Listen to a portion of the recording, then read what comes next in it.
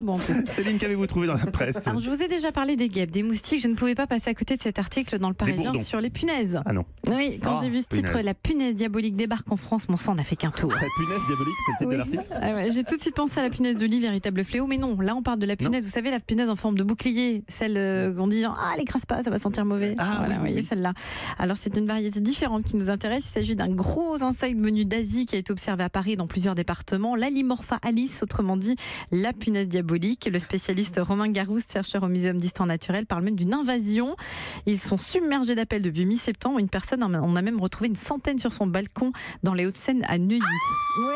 Oh, vous aussi, vous C'est avez vrai. des effets sonores. Ouais, j'aime bien. Oh là là, Alors, quelle nous, on production dans cette connaît émission. la punaise verte. Celle-ci, elle est grise et marron avec des marques blanches sur ses antennes. Et puis surtout, elle est beaucoup plus grosse. Alors, elle n'est pas dangereuse, elle ne pique pas, elle ne transmet aucune maladie. Mais Elle est elle horrible. peut provoquer, c'est vrai, moi j'en ai vu, j'habite aussi dans les Hauts-de-Seine.